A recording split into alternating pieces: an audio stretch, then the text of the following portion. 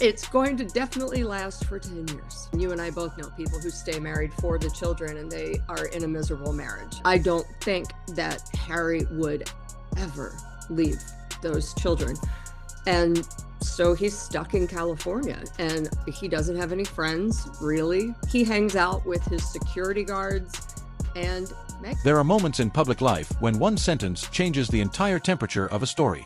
A few words appear in the right publication, placed in the right position, surrounded by the right kind of reporting, and suddenly the whole public narrative begins to shift. That is exactly why the latest conversation around Prince Harry, Meghan Markle, and the real condition of their marriage has created such a storm. This is not being treated like some random rumor drifting through gossip pages. This is not just royal fans guessing from a blurry photograph outside Montecito. This discussion is now tied to serious reporting, serious sourcing, and serious questions about what has been happening behind the carefully polished image of Harry and Meghan's life in California. And once you read what is being suggested, once you look closely at what was written, where it was placed, and what it quietly implies, the picture around Harry and Meghan's marriage becomes difficult to ignore. It does not look simple. It does not look clean. It does not look like the fairy tale brand that was sold to the public for years. It looks layered, tense, expensive, and increasingly fragile. Stay with us, because this story is not just about one newspaper article. It is about the entire Sussex machine, the image of a perfect love story, the financial deals that were supposed to replace royal life, and the private reality that critics now believe is finally starting to leak into public view. The first thing to understand is the size of what is being discussed. This is not being framed as a small argument inside a famous marriage. This is not the normal rough patch that any long-term couple might move through privately and survive. What several commentators are now pointing toward is something much heavier. They are suggesting that the gap between the public performance and the private reality has become too wide, too visible, and too important for serious outlets to ignore. And when major publications begin touching that subject, even carefully, it changes the entire conversation. Because brand Sussex was never built on policy, charity, media production, or Hollywood creativity alone. It was built on a love story. Harry and Meghan spent the better part of 6 years presenting themselves as a couple united against the world. Two people who gave up titles, family closeness, country, security, palace support, and royal structure for love, freedom, truth, and each other. Every public appearance reinforced that message. The hand-holding, the matching outfits, the long looks at public events, the soft language in joint statements, the carefully framed scenes in documentaries, the magazine covers, the staged candid moments. Every piece served the same purpose. It told the world that Harry and Meghan were not just a married couple. They were a mission. They were the proof that love was worth the sacrifice. They were the couple who escaped the old system and built something more honest. That was the foundation. And now critics are saying that foundation is cracking. Not exploding overnight. Not collapsing in one clean dramatic moment. But cracking slowly, visibly, and in ways that even sympathetic observers may struggle to explain forever. Harry and Meghan Markle's book publisher done over money demands. And Paula reports it's no secret that Prince Harry and Meghan Markle need to make money. Their mortgage and security costs alone are in the millions. Yep, absolutely. But you can't drink from the same well twice. The couple saw their deals with Netflix, Spotify, and the Manada Media end in the last 2 years. The detail that has people talking most is connected to the way the Wall Street Journal discussion reportedly ended. Royal commentators have focused on the observation that if Harry ever wished to remarry, he would need permission from Prince William. That line matters because serious publications do not usually throw in a remarriage reference without a reason. That is not casual wording. That is not careless gossip. In a major article, the final line is often one of the most deliberate parts of the piece. Editors know readers remember endings. Writers know a closing line can quietly tell people what the real point was. So when the possibility of Harry remarrying appears in that position, critics ask a very obvious question. Why is that even being mentioned? You do not usually write about a man needing permission to remarry unless the future of the current marriage is being discussed somewhere. You do not usually include that kind of detail around a couple that everyone close to them believes is happy, stable, secure, and thriving. That is why royal watchers treated the line as a signal. Not proof of divorce. Not confirmation that Harry and Meghan are separating. But a signal that people close enough to the story may be discussing possibilities the public has not fully been shown yet. And for anyone who has invested emotionally in the Sussex love story, that is a very uncomfortable signal. The Wall Street Journal is not a tabloid. It is not known for building stories only on gossip and emotional speculation. It is one of the most respected business and news publications in the world. So when a line like that appears, people pay attention differently. They ask what sources were saying. They ask why editors left it in. They ask why the piece ended there. And they ask whether that detail reflects a conversation already happening around Harry, Meghan, and the future of their marriage. Now let us talk about what is already public. Prince Harry and Meghan Markle married in May 2018. That means they are moving closer to their 10th wedding anniversary. For most couples, that would simply be an emotional milestone. But in California, commentators argue that the 10-year mark can carry major legal and financial significance in divorce discussions. A marriage that lasts 10 years or more may be treated as a long-term marriage in certain family law contexts, which can affect support, financial obligations, and how long a court may keep power over future arrangements. That is why the clock matters. This is not only about whether the marriage feels happy. It is also about what happens if it ends after that threshold. The 10-year point can make everything more complicated, including spousal support, lifestyle arguments, financial records, asset division, and future leverage. Critics looking at the Sussex situation believe both sides understand that clock, but for very different reasons. For Meghan, that anniversary could matter in terms of financial stability, negotiation power, and long-term security. For Harry, it could make an already difficult situation even more difficult, especially because the children are based in California, the family home is there, and any future custody dispute would likely be shaped by the legal reality of where Archie and Lilibet have been living. So when people say Harry and Meghan seem stuck, they are not only talking about emotions. They are talking about law, money, children, geography, image, pride, and consequences. My understanding is that there are members of the family who are very aware of the fact that the marriage is problematic. That is where commentary from Paula Froelich enters the story. She has been one of the sharper commentators tracking the Sussex situation, and the picture being discussed is not the glamorous image of a power couple thriving behind the gates of Montecito. It is the picture of two people under pressure. Pressure from the marriage. Pressure from money. Pressure from reputation. Pressure from the deals that once looked endless but now appear far less secure than they did in the early days of the royal exit. The image being described is not of a couple calmly building an empire. It is of a couple increasingly trapped inside the empire they promised the world they were building. Trapped in a house in Montecito. Trapped inside a brand that still needs the marriage to look powerful. Trapped with financial expectations created when the world was still fascinated by their royal breakaway. And trapped by decisions made during the emotional rush of leaving royal life, decisions that may now be far harder to reverse than either of them expected. The money question is one of the biggest pressure points. Nobody is saying Harry and Meghan are poor in the normal sense. They live in an extremely wealthy area. They have had major contracts. They have assets and access. But critics are saying something different. They are saying the financial machine that once looked huge is slowing down. The replacement income streams that were supposed to sustain their new life have either ended, disappointed, or failed to become the permanent engine they needed. The Spotify deal is gone. And it did not end quietly. It ended with Bill Simmons using the word grifters publicly, a label that stuck because it captured what many critics already believed. The couple had been paid enormous money, but in the eyes of critics, they had not delivered enough strong content to justify that level of investment. Then came the Netflix question. The Netflix partnership produced attention, but critics argue it did not become the long-term content empire the couple appeared to imagine. The documentary created headlines. The initial curiosity was huge. But after the first wave, the pipeline looked less powerful. Some projects were reportedly cancelled, some changed direction, some did not land with the force people expected. And the larger problem is that the public appetite for the Sussex story appears to have changed. In the early exit years, people were curious. They wanted to know what happened behind palace walls. They wanted the emotional version. They wanted the accusations, the tears, the royal secrets, the side of the story the palace would not give. But after interviews, documentaries, podcasts, memoirs, and repeated public complaints, many viewers made up their minds.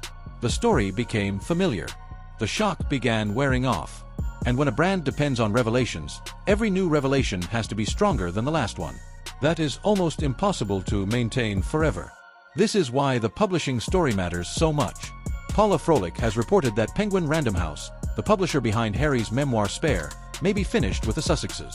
That is serious because Spare was supposed to be one of the clearest signs of their post-royal earning power. The deal was widely reported at around $20 million, and the book itself sold in huge numbers. Reports often place sales at more than 6 million copies, which would be a major success for almost any author. But publishing is not only about sales.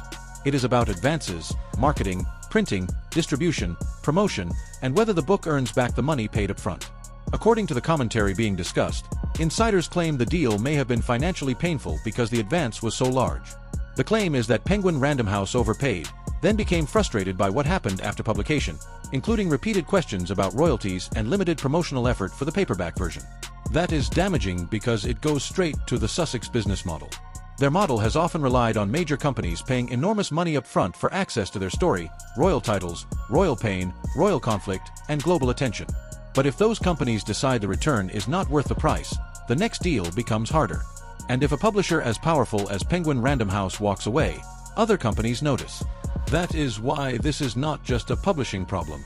It is a warning sign around the whole brand. Before we go deeper into the reported book proposals and divorce speculation, we have to pause on Harry himself, because beneath all the business talk is something much more personal and, honestly, much sadder. Penguin Random House are fielding near weekly calls from the Sussex camp asking for more money. They think there are royalties, but there aren't. Penguin overpaid, and with marketing, printing, and other costs, even with millions of copies sold, they will never earn out or get royalties. Harry has a fundamental disconnect to the concept of money. The reporting and commentary around Harry paints the picture of a man who is not thriving in the life he once presented as freedom. Multiple people discussing his current situation describe him as isolated, restless, and surrounded by a much smaller social world than the one he left behind. The detail that has hit many people hardest is the claim that Harry spends much of his time with security guards. Whether people view that as exaggeration or not, the image is powerful. Think about who Harry once was. He was one of the most popular young royals in Britain. He had military friends, polo friends, school friends, old family networks, public affection, royal structure, and a role that gave him daily purpose. He was not always happy inside that world, and nobody should pretend he was. But he had roots. He had history. He had people who knew him before the brand, before Meghan, before Megxit, before the memoir, before the interviews, before so many bridges were burned. Now critics say his world looks far smaller. A beautiful house in California does not automatically create belonging. Sunshine does not replace lifelong friendships. Money does not replace purpose. Privacy does not feel like freedom if it turns into loneliness. And that is the contradiction that keeps coming back in this story. Harry said he left to find peace. But according to commentators watching him now, he does not look peaceful. He said he wanted freedom. But the life he built may have created a different kind of trap, one shaped by legal reality, children settled in California, financial pressure, media deals, and a public image that constantly needs protection. He no longer has a royal role. He no longer has military structure. His relationship with his family is deeply damaged. His friendships appear reduced. His commercial future looks uncertain. And his wife, according to critics, appears to want a future built around visibility, branding, reinvention, and cultural influence, while Harry appears to want something quieter, safer, and perhaps closer to the life he once rejected. That mismatch may be one of the deepest cracks in the marriage. Because the question is not only whether Harry and Meghan love each other. The question is whether they still want the same life, or whether they ever truly wanted the same life at all. Harry wanted escape from pressure. Meghan wanted a platform bigger than the palace. Harry wanted protection from the media. Meghan wanted to control and use the media. Harry wanted privacy. Meghan wanted influence. For a while, those goals could all be packaged under one beautiful word, freedom. But after 6 years, critics say those differences are harder to hide. And that is why the latest conversation is so dangerous for brand Sussex. It does not simply ask whether Harry and Meghan are happy. It asks whether the story they sold the world was sustainable in the first place. The public was told that love justified the exit. Love justified the interviews. Love justified the distance from family. Love justified the contracts. Love justified the documentaries. Love justified the memoir. Love justified the cost. But if that love story is now being questioned by serious commentators and serious reporting, then everything built on top of it becomes shakier. Diana's inheritance gone. The polo drama not going to be made. A couple, quote, wildly unhappy with goals that have diverged in a way that may be, quote, impossible to reconcile. That brings us back to the publishing situation, because the reported end of the Penguin Random House relationship does not only affect money, it affects future storytelling power. Harry's memoir Spare was a publishing event, but according to the commentary being circulated, Insiders claim the publisher was financially burned. That phrase matters. It suggests frustration not only with numbers, but with the relationship itself. The claim is that the massive advance, the cost of producing and marketing the book, the lack of expected paperback promotion, and the reported disconnect around royalties all created frustration behind the scenes. One publishing insider quoted in the wider discussion reportedly described Harry as having a fundamental disconnect with money, especially with the reality that money can run out. That is a brutal description of a 41-year-old man born into generational privilege, but critics say it captures something important about Harry's post-royal life. For most of his life, Harry lived inside systems that absorbed consequences for him. Royal structures, family offices, aides, security, public relations teams, inheritance, status, and institutional support all created the feeling that there would always be another arrangement, another solution, another cushion, another check, another person to handle the details. But in California, that old protection is gone. Deals must perform. Money must be earned. Brands must deliver. Companies must see returns. And if they do not, the doors start closing. That is why the reported Penguin Random House shift matters so deeply. It suggests another door may be closing. Meanwhile, Meghan has reportedly been connected to book proposal discussions of her own. According to the source material, one proposal involved leadership and philanthropy, while another reportedly involved a post-divorce book concept. That second claim is the one that created the most heat, because if true, it would suggest that someone inside or around Meghan's camp had already been thinking about a narrative beyond the marriage. To be clear, this remains a claim and has been denied or disputed by representatives. But commentators say even the discussion of such a proposal is explosive because it raises the question of whether Meghan has been preparing for a future story, a story where she is no longer simply one half of the Sussex partnership, but the narrator of what went wrong inside it. The other reason the divorce talk came up is the recent Wall Street Journal article. And the very last line of the Wall Street Journal article was, if Harry ever wants to get remarried again, he's going to have to ask William for permission. Now, the Wall Street Journal is not the type of publication to just throw that in. To me, it smacked they had several people saying how unhappy the couple are, how unhappy Harry is. The reported post-divorce book proposal is the detail that has made royal commentators stop and look twice, because if that claim is accurate, it changes the entire emotional reading of the marriage. You do not usually develop a post-divorce narrative unless, at least in some serious private way, you are imagining a life after the marriage. You do not shape the concept, prepare the pitch, approach a publisher, and let the idea move close enough to serious journalists unless something behind the scenes is already being considered. Now, Meghan's representatives have pushed back against those kinds of claims, and that matters. But critics argue the conversation itself is revealing because it suggests that the future of the Sussex marriage is no longer only being debated by outsiders. It is being discussed through the lens of business, publishing, leverage, image, and what each side may eventually want the public to believe if the partnership ever breaks down. That is why this reported book angle is so dangerous. A normal celebrity divorce rumor might come and go, but a possible book proposal is different. Books are not impulsive. Books require structure. Books require positioning. Books require a version of events. And if the topic is divorce, then the person shaping that book is not just telling a story. They are preparing a record. Critics say this is where Meghan's strategy becomes visible. They argue she has always understood narrative power, public perception, and the value of telling her side before someone else defines it. Supporters would call that preparation. Critics call it calculation. But either way, it puts the marriage under a different kind of spotlight, because once the idea of a post-marriage story enters the conversation, every public appearance starts being read differently. The couple's goals have quietly diverged. Harry wants privacy and reconciliation. Meghan wants scale, visibility, and reinvention. She would never allow the quieter life Harry craves. But here is the complication that commentators say makes the entire situation even more difficult. If Meghan wrote a book right now, while still married to Harry, any warm or protective language about him could potentially become a problem later if the marriage ended badly. If she presented the relationship as loving, stable, respectful, and healthy in print, then Harry's legal team could one day point back to her own words. Every generous sentence could become evidence. Every soft paragraph could be used to question a harsher future narrative. That is why critics argue the timing is impossible. A book written during the marriage would need to protect the brand. But a book written after divorce could attack the brand. Those are two completely different products. One sells unity. The other sells collapse. One keeps the Sussex image alive. The other profits from explaining why that image failed. And that is where the reported divorce book becomes so fascinating. The version critics imagine, the version where Harry is blamed, where the royal family is blamed, where diaries and private memories become part of a new story, cannot truly work while the marriage still needs to be publicly defended. That kind of book only becomes commercially powerful after the marriage is already over. So she waits. Harry waits. The lawyers wait. The publishers watch. The media watches. And the clock keeps moving toward the 10-year California milestone, with all the legal and financial complications that could come with it. That is why the remarriage line from the Wall Street Journal hit with such force. One line at the end of a serious sourced piece did what hundreds of online comments could not do.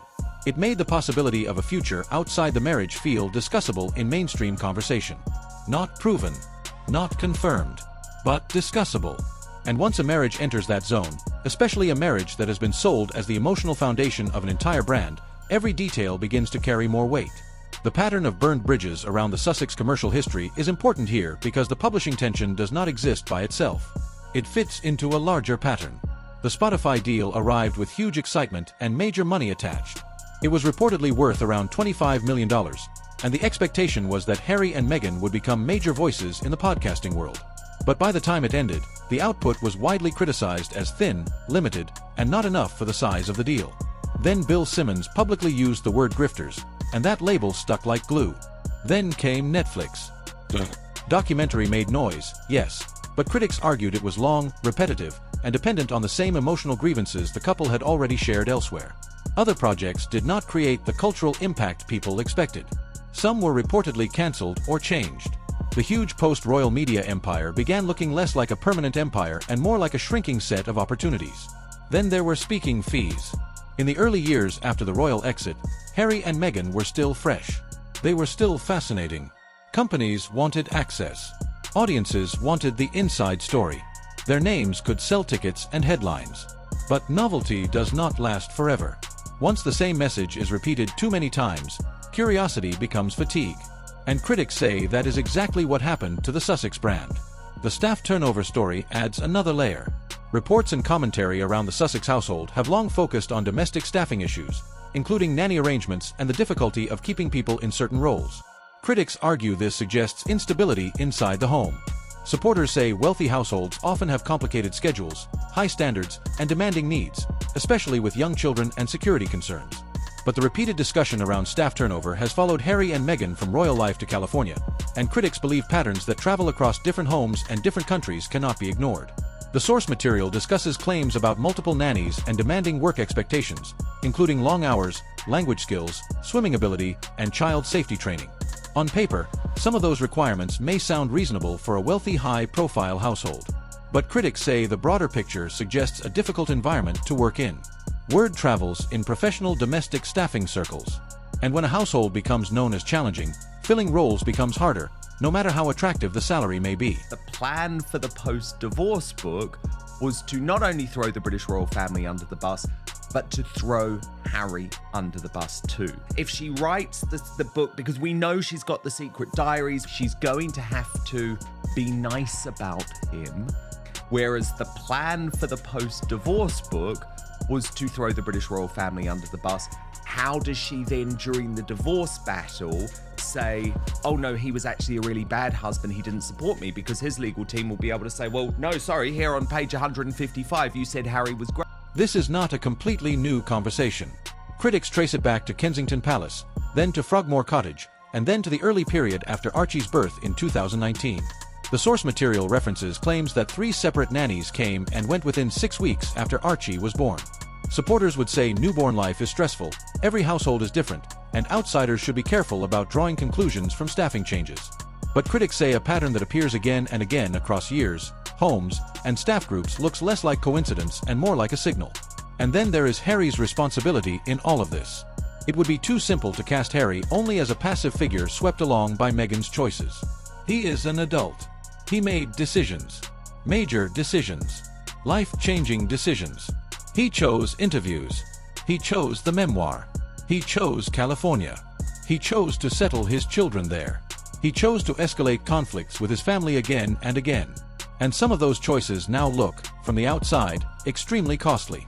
One of the biggest choices was establishing Archie and Lilibet in California. Commentators argue that from Harry's perspective, that decision may have been strategically disastrous. Because once young children are settled in California, any future attempt to relocate them to the United Kingdom becomes legally complicated. California family law would likely treat the children's established home and routine as central factors. Without Meghan's agreement, critics argue, Harry would have very little chance of simply taking them back to Britain to rebuild a life near his family. That means Harry may have handed Meghan enormous leverage without fully understanding what he was doing. He left the royal system to gain freedom, but by rooting his children in California, he may have limited his own future freedom in the most important area of all, fatherhood. And if the marriage ever becomes legally contested, that decision could shape everything. The irony is painful. Harry spent years speaking about feeling trapped inside the royal institution. Yet critics now argue he may be trapped in California, not by palace rules, but by family law, custody realities, finances, public pride, and the emotional impossibility of leaving his children behind. Harry, you can't preach about how you're giving your children space out of the public eye while your wife has just posted another picture of them, photoshopped to sell a candle named after them. So you can't preach when you're doing the exact thing you claim to be so bad. He also chose to keep escalating the conflict with his family when he had chances to soften it. Spare was one of those choices.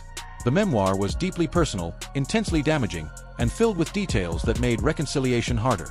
Harry chose to publish stories about King Charles, Prince William, Catherine, and private family moments that many people believed should never have been shared publicly. He chose the television interviews. He chose the media tours. He chose to place his pain into the marketplace. Supporters say he had the right to tell his truth after years of feeling silenced. Critics say he confused truth with revenge and then wondered why trust disappeared. Paula Froelich has been sharp on this point. Her argument, as reflected in the source material, is that whenever Harry gets an opportunity to begin repairing the relationship with his family, he finds a way to damage it again. The BBC interview, public comments about reconciliation, leaks through friendly sources, and repeated pressure through the media all make it harder for the royal family to trust him. Every time he says he wants peace, critics say, he creates another headline that makes peace harder. That is the contradiction inside Harry's position. He seems to want reconciliation, but he also seems unwilling to stop using public pressure as a tool. He wants privacy, but he keeps speaking through media channels. He wants family, but he has repeatedly exposed family. He wants a way back, but he may not yet be ready to admit what a real way back would require. And that is where the emotional part of the story becomes complicated. Maybe Harry does know what he wants. Maybe he wants his father. Maybe he wants his brother. Maybe he wants his children to know their cousins. Maybe he wants his old friends back. Maybe he wants to feel useful again. But the path to those things may require admitting that some of his choices were mistakes. And that may be the hardest thing of all. Bowie said that they will remain married until both children are 18 because of that, 100%. Whether he is miserable or not, listen, you and I both know people who stay married for the children and they are in a miserable marriage until the children go to college and then it drops. But I don't think that Harry would ever leave those children. And so he's stuck in California and he doesn't have any friends. When you step back, the Sussex situation does not look like only a troubled marriage or only a failing commercial empire. It looks like a strategic stalemate. Two people are stuck, but for very different reasons. Meghan appears, according to critics, to be focused on extracting whatever value remains from the Sussex brand while preparing for the next version of her public life. Harry appears to be emotionally trapped between love for his children, regret about his family, pride over past decisions, and uncertainty about his future. Critics argue Meghan's strategy has always been visible to people paying attention. Build the brand. Use the titles. Control the narrative. Document everything. Prepare for whatever story comes next. The reported divorce book, the alleged diaries, the careful shaping of public perception, and the long record of media positioning all fit, in the eyes of critics, into one larger pattern. Supporters would describe the same behavior differently. They would call it survival. They would say Meghan learned early that royal life was hostile, media coverage was brutal, and a woman in her position needed to protect herself. They would argue that documentation is not manipulation. It is self-defense. They would say having a plan is not the same as plotting an exit. But critics see something colder. They say these are not the actions of someone fully committed to building a shared future. They are the actions of someone preparing for leverage, preparing for the next chapter, preparing for the day the story of the marriage becomes more valuable than the marriage itself. They need the money, and they need it now more than ever because they've got no other source of income. They're tied to Netflix, they're tied to their book, and all the criticism they're going to take means nothing because that's the only way they can earn their... The problem, according to critics, is that Meghan's strategy has run into obstacles she may not have expected. The commercial value of the Sussex brand has fallen faster than many people predicted. The streaming deals did not create a lasting empire. The podcast deal ended badly. Publishing now looks uncertain. Speaking opportunities appear less powerful than they once were. And the public's interest in the couple's grievances has cooled. The early Megxit years were different. Back then, Harry and Meghan had momentum. They had sympathy. They had mystery. They had the aura of people who escaped something powerful. The world wanted to know what really happened.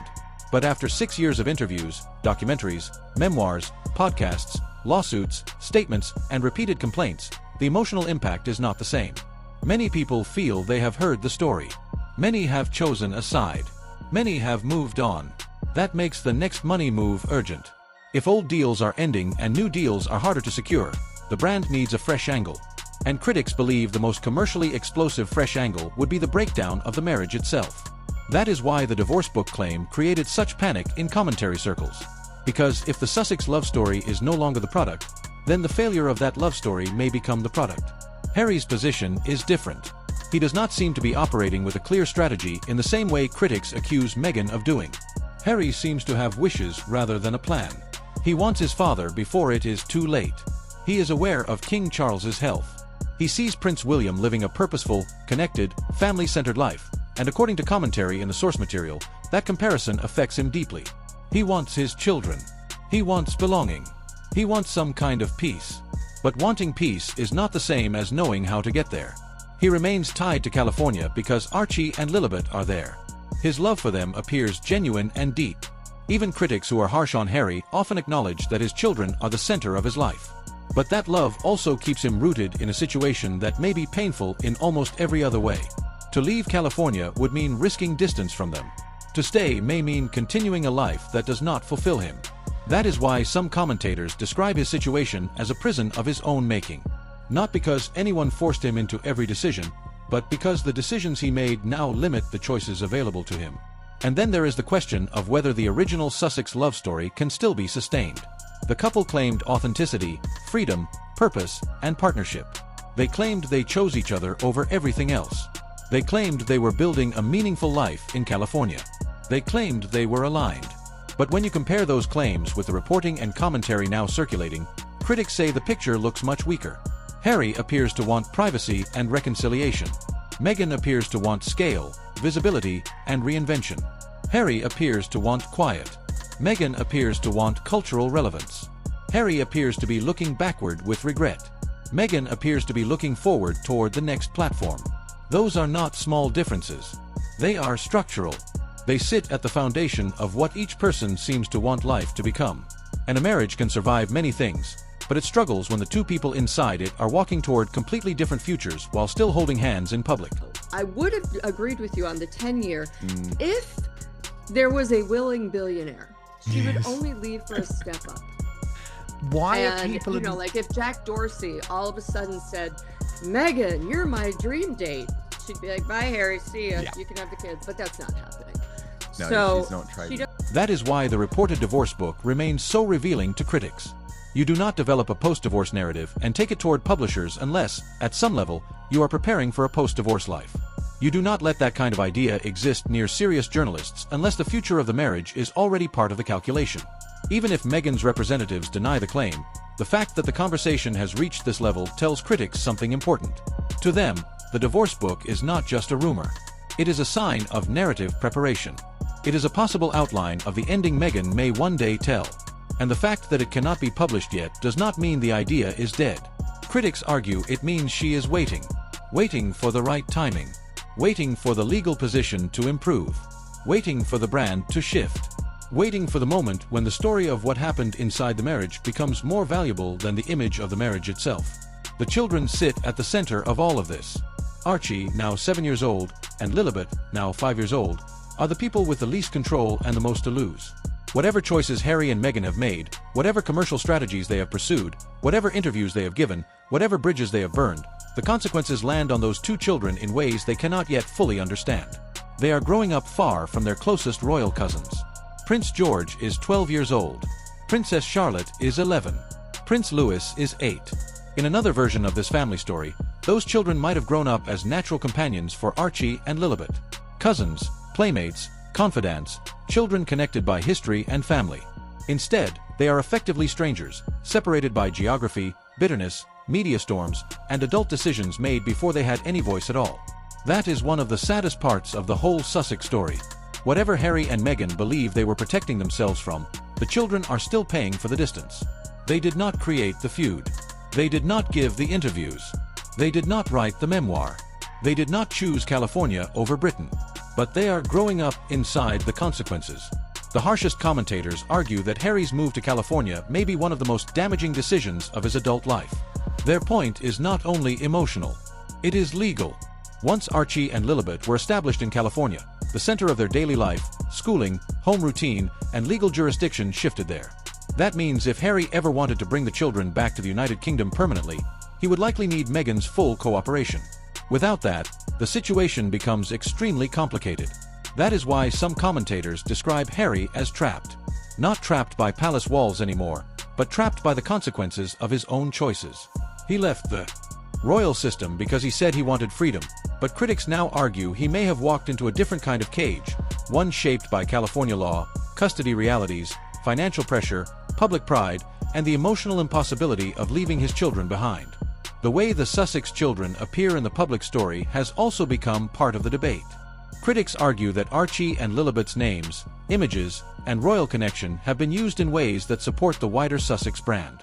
Supporters push back and say parents have the right to share family moments and protect their children on their own terms. But critics see contradiction. They point out that Harry has spoken for years about protecting children from media pressure, while the children's identities still carry commercial and public value because of the very royal connection he claimed he wanted to escape. That contradiction is one of the most uncomfortable parts of the whole story. Harry says he left to protect his family from the spotlight. Critics say the spotlight simply changed shape. Instead of palace photographers and royal reporters, the children now live inside a media environment controlled by their parents, where every carefully released photo, every name choice, every family glimpse, and every public mention can become part of brand management. The royal family's position in all of this appears careful, disciplined, and distant. King Charles has every reason to feel private grief about his son. Commentators often suggest he still loves Harry, still misses him, and still hopes for some form of reconciliation before time runs out. But public love and institutional responsibility are not the same thing. Charles cannot simply give Harry what he wants if doing so creates risk for the monarchy. He cannot provide easy photo opportunities that might be used to suggest royal approval for the Sussex commercial project. He cannot open the door fully while trust remains broken. That is why the palace strategy has often looked like quiet distance. Watch, wait, do not overreact, and do not give Harry and Meghan the public fight that could allow them to present themselves as victims all over again. Prince William's position is different. William is not only a brother. He is the future king. He has lived through the damage caused by the interviews, the memoir, the allegations, and the public attacks. He has seen private family pain turned into public content. He understands that any reconciliation with Harry would not just be emotional. It would also be institutional. It would affect trust, access, proximity, titles, public appearances, and the protection of the monarchy's future. That is why commentators often describe William as colder and firmer than Charles on the Sussex question. Not because he feels nothing, but because he understands the risk differently. Charles sees a son. William sees a brother, but also a possible threat to the institution he will inherit. And those are not easy positions to balance. Then there is Catherine, who stands as one of the clearest contrasts in this entire public drama. At 44 years old, after facing her own difficult health challenge, Catherine returned to public life with a kind of quiet dignity that has strengthened public respect for her. She did not flood the media with complaints. She did not turn private pain into a commercial series. She stepped back, healed privately, protected her children, returned when ready, and continued the work. Critics say that contrast does not flatter Meghan. They argue that Catherine's response to hardship looked private, disciplined, and grounded, while Meghan's public style often appears strategic, performative, and brand-focused. Supporters of Meghan would reject that comparison as unfair and sexist, arguing that the two women faced different pressures and different treatment. But the public compares them anyway. And Meghan, who is highly aware of public image, likely knows that comparison exists. The broader warning inside this story goes beyond Harry and Meghan. It is about what happens when personal relationships, family ties, professional deals, creative projects, and public sympathy are treated as resources to be used. Critics argue that the Sussex story has become a case study in what happens when every connection becomes transactional. At first, the strategy may work. Doors open. Money comes in. Headlines follow. Powerful people take meetings. But over time, goodwill runs out. Companies become cautious. Friends disappear. Family trust breaks. And eventually, the person who optimized every relationship may discover that very few real relationships are left.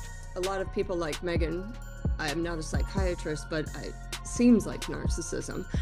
A lot of people like Meghan never do that, and of course it's always someone else. But I wonder if Harry is ever going to have that moment saying, hey, if everyone is saying this, maybe they're right. What is also worth examining is the depth of Harry's isolation, not just physically, but socially and emotionally. The friends from his military life, the polo world, the old school circle, and the loose happy years before Meghan appear, according to critics, to have faded. Some relationships may have been cut off during the early intensity of the Sussex project. Others may have simply weakened as time passed and Harry's life moved further away from anything those friends recognized. What remains, critics argue, is a very narrow world. Meghan, the children, the security team, a few Montecito connections, and public relationships that often seem more connected to Meghan's social ambitions than to Harry's personal history. That is a lonely picture for someone who once had deep roots in Britain, the military, and royal life. Even the Montecito community has become part of the conversation. Critics claim Harry and Meghan use the location as part of the brand, but do not seem deeply integrated into the quiet, everyday life of the community. They have the postcode. They have the reputation. They have the beautiful house. But critics ask where the unglamorous local involvement is. Where are the regular community relationships? Where is the ordinary volunteering? Where is the unseen service that does not become content? There are food banks, local charities, firefighting units, community kitchens, and countless small causes around Santa Barbara that need support. Critics argue those things do not appear to receive the same public energy because they do not create global headlines. Supporters would say not all charity has to be photographed and not everything they do is public. But again, the criticism keeps returning because the Sussex brand has always been built on visible compassion. When the compassion is not visible locally, critics question whether the brand is stronger than the service. So where do Harry and Meghan stand now? That is the question the latest reporting and commentary have forced back into the open. Based on the picture being discussed, they appear to be in a holding pattern. Not fully free to leave. Not fully convincing the public they are happily united. Not able to return to where they started. Not able to move forward smoothly as a commercial power couple. They appear, according to critics, to be coexisting inside a brand that still needs them together while each of them may privately want very different things. Paula Froelic's assessment of Meghan's position is extremely direct. The view presented in the source material is that Meghan would leave Harry quickly if someone richer, more powerful, or more culturally useful appeared. That is a harsh claim and supporters would strongly reject it. But critics connect it to what they see as a pattern in Meghan's life, leaving relationships, friendships, or professional connections when they no longer serve her advancement. Supporters would say that is an unfair reading of ambition and personal growth. Critics say it is a documented pattern. And that gap between those two interpretations is exactly where the Meghan debate has lived for years. Harry's attachment to the marriage appears rooted in something very different. The children. Archie and Lilibet are the reason he cannot simply walk away, even if he is unhappy. According to most accounts, his love for them is genuine and deep. Even critics who believe he has made terrible decisions often acknowledge that fatherhood is one of the most real and meaningful parts of his life now. But beyond the children, there may be another force keeping him in place. Pride. The almost impossible emotional cost of admitting that the choice that cost him his country, his family closeness, his military world, his reputation, and his old life may not have delivered what he thought it would. To leave the marriage, or even to publicly acknowledge serious regret, would force Harry to confront the possibility that the family he accused, the brother he attacked, and the country he left may not have been the prison he convinced himself they were. That kind of admission would be devastating.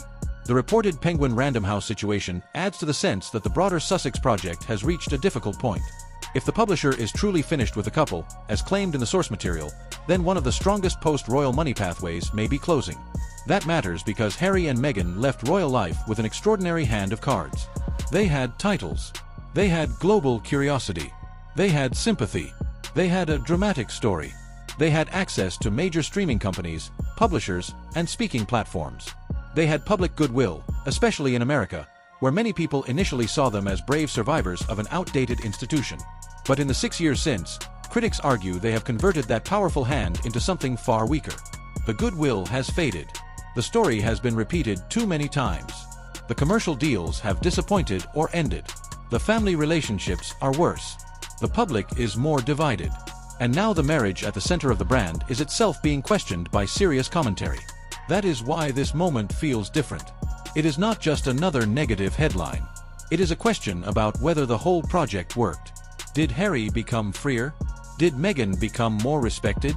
Did the children become more protected? Did the money create stability?